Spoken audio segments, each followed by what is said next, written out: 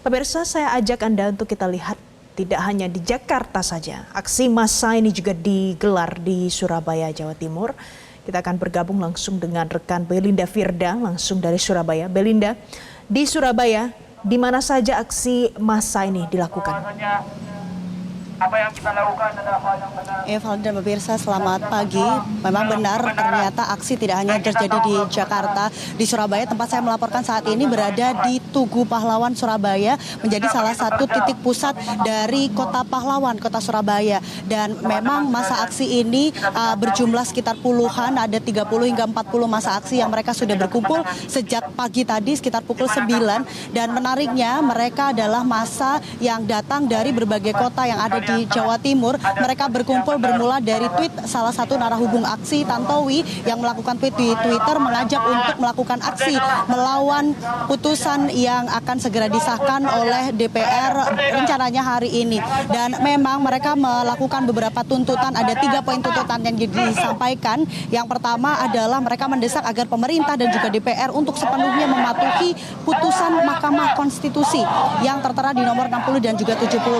Masa ini menilai bahwa memang sejumlah kebijakan dan peraturan yang telah dikeluarkan ini dirasa bertentangan dengan amanat Undang-Undang Negara Republik Indonesia tahun 1945. Dan juga mereka menegaskan bahwa tidak ada pihak yang boleh melanggar konstitusi Indonesia demi kepentingan pribadi, golongan atau keluarga tertentu. Menariknya, masa yang hadir di sini, ini mereka tidak hanya dari elemen mahasiswa, namun juga ada dari emak-emak yang juga turut hadir ke jalan. Mereka hanya melakukan konfirmasi melalui narahubung dan mereka berkumpul di Tugu Pahlawan untuk menyuarakan keresahan atas rencana revisi Undang-Undang Pilkada yang akan segera disahkan oleh DPR. Dan untuk informasi selengkapnya kita akan bertanya pada salah satu masa aksi.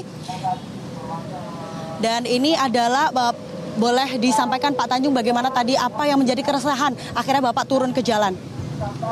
Oke. Jadi sebenarnya saya sebagai profesional sebenarnya tidak ingin terlalu terlibat dengan urusan politik praktis. Tapi saya sulit untuk tidak peduli gitu karena selama ini negara kita itu negara berdasar negara hukum, ya. Terus hukum itu menegakkan demokrasi, ya kan. Memang mungkin banyak orang berpendapat demokrasi bukan sistem yang terbaik, tapi minimal dengan demokrasi yang ditegakkan oleh hukum, kalau misalnya ada pemerintahan yang kurang baik atau yang jelek itu, kita masih ada harapan di periode kedepannya kita bisa memilih yang lain lagi, masih ada harapan itu. Nah, kalau dengan aturan yang ditabrak sekarang ini, ya, satu hukum dari tabrak, ya kan, terus kemudian karena hukum ditabrak itu kemudian demokrasi kita jadi ada dalam bahaya. Harapan untuk kalau misalnya ada satu pemerintahan yang kurang baik di sekarang di pusat maupun di daerah, terus periode ke depan itu bisa diganti, itu jadi kecil gitu loh. Karena dengan begitu nggak semua orang atau orang mau mencalonkan atau pihak manapun mau mencalonkan kepala daerah itu jadi sulit karena harus dikuasai oleh pihak-pihak tertentu gitu. Nah, harapan saya untuk bisa dapatkan misalnya kepala daerah atau kepala negara yang lebih baik kalau di periode berikutnya itu jadi kabur gitu. Nah, karena itu saya jadi sangat risau, concern, sehingga di tengah-tengah kesibukan pekerjaan saya harus mengejar deadline, saya sempatkan untuk kesini gitu loh. Walaupun saya bukan aktivis, bukan mahasiswa. Pak Tanjung, keresahan apa sebenarnya kalau melihat potensi ke depan setelah putusan ini memang benar-benar disahkan oleh DPR?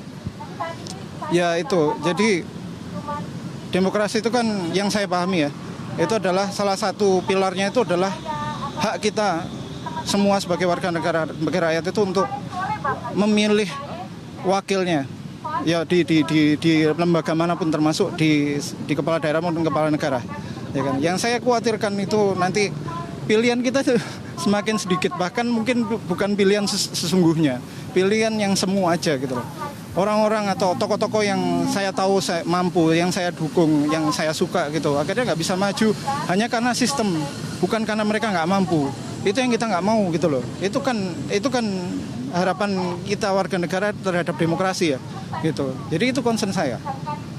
Oke, terima kasih Pak Tanjung.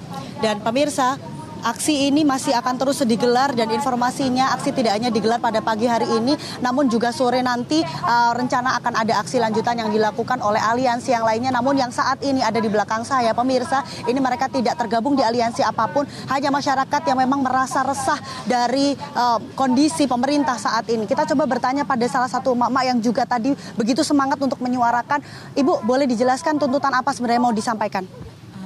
Iya, kami dari emak-emak yang ada di Surabaya, yang ingin kami tuntutkan adalah keputusan MK harus kita tegakkan.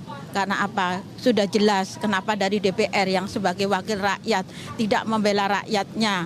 Yang itu yang akan kita tuntut sampai benar-benar MK itu, DPR itu kembali menarik apa yang dibicarakan itu. Saya tidak terima sebagai rakyat. Kami merasa tertindas dengan adanya Indonesia yang sudah tidak baik-baik saja, seolah-olah dipermainkan. Kita tidak ada harganya di mata penjabat.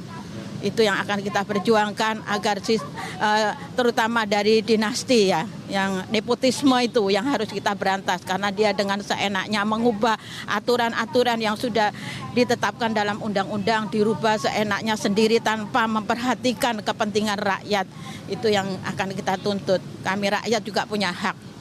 Terima kasih Ibu perwakilan emak-emak di Surabaya ini juga turut menyampaikan bagaimana tuntutannya, keresahan dari apa yang terjadi saat ini jelang pendaftaran pilkada yang sesaat lagi tinggal beberapa hari, namun justru peraturan ini masih gonjang-ganjing dan masih menjadi perdebatan di tengah masyarakat. Selain itu, masa di Surabaya ini juga menuntut agar tidak ada lagi dinasti politik yang memang berusaha dilanggengkan begitu oleh kelompok-kelompok tertentu. Selain itu, tuntutan mereka juga bagaimana masyarakat ini memiliki hak yang sama untuk bisa menyuarakan atau memilih tokoh-tokoh yang mereka harapkan. Demikian laporan dari Surabaya, kembali ke studio. Jelajahi cara baru mendapatkan informasi. Download Metro TV Extend sekarang.